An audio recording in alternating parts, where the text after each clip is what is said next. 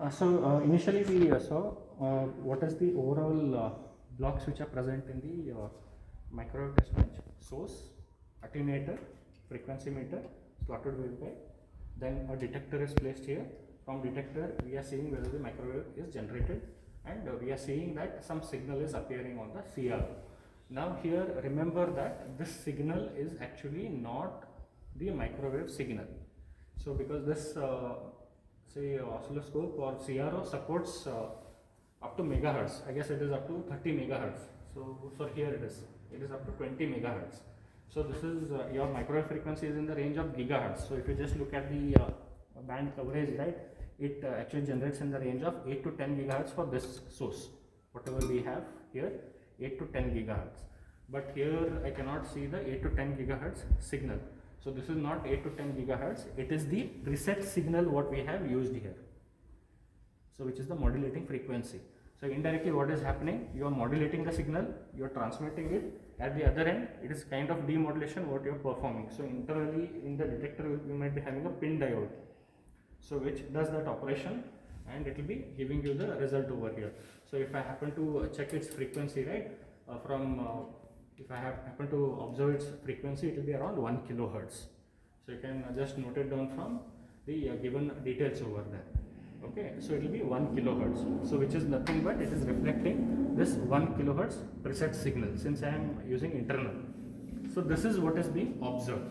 Now here, in order to see what is that internal signal, what is the peak to peak value, so what is the input, I have to measure the peak to peak value of this signal.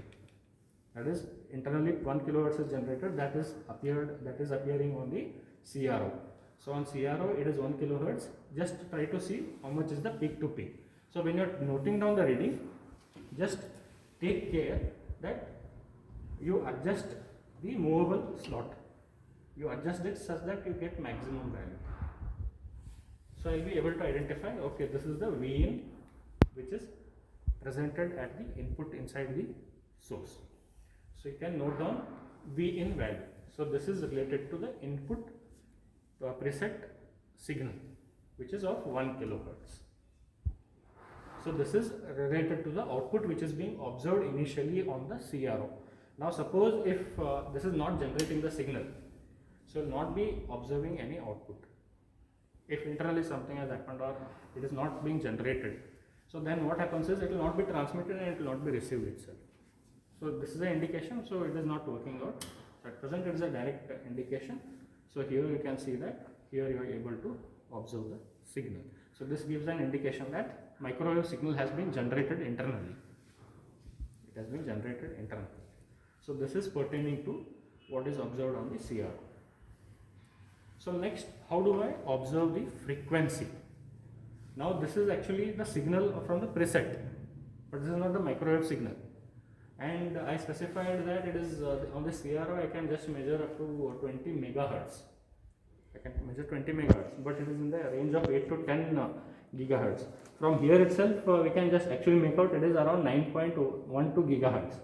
But without this, how can I estimate the frequency? So I can estimate the frequency using this frequency meter.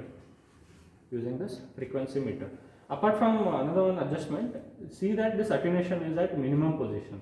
That is, minimum attenuation has been introduced, so that you will be getting a correct value of this. If you introduce attenuation, then you will be noting down the attenuated value. Okay, so just that is another one parameter what you have to consider. So here, using this frequency meter, I can obtain the frequency. So how do I obtain the frequency? So what you do is, this frequency meter is also called as resonant meter, because it resonates at one particular frequency. So at what frequency it resonates? It resonates based on the frequency what is being generated here. So when that this thing is observed, you will observe a dip in the output voltage. That is, output voltage dips to a low value. It dips to a low value. For other values it will be a constant. Only for one particular value you will see a dip over there. So this is how you can observe or obtain the frequency. So now what you can do is, you can rotate it in either direction, and you can observe whether dip is being observed or dip is seen in the CRO. So I'll slowly try to rotate it in one of the direction. So at present I am not able to get any dip. So it didn't get here. So it might be in the other direction. So I'll just check out.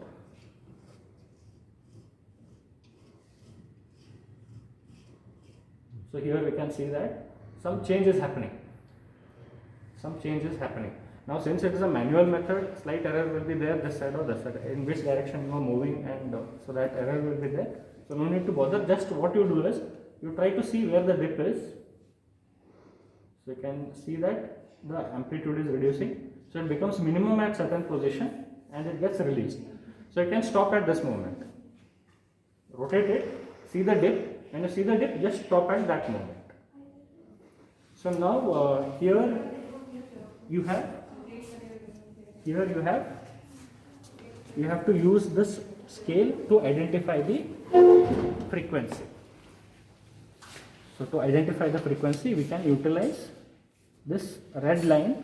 Along with that, there are two copper lines. So you can come close enough. Okay. So you have a red line.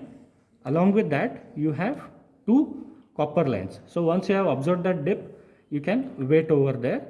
You can stop rotating. So now you can see that red line and the copper lines coincide with each other. So in this case, what we'll be doing is we'll be using the lower copper wire. And I'll try to identify the value where it is coinciding.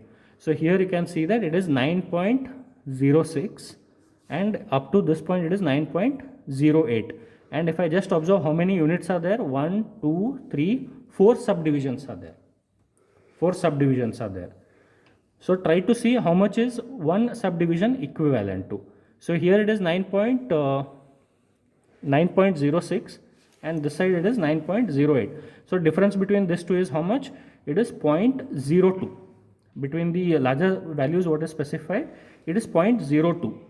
So 0.02 divided by this 4 units. So divided by 4 turns out to be how much? 0.005.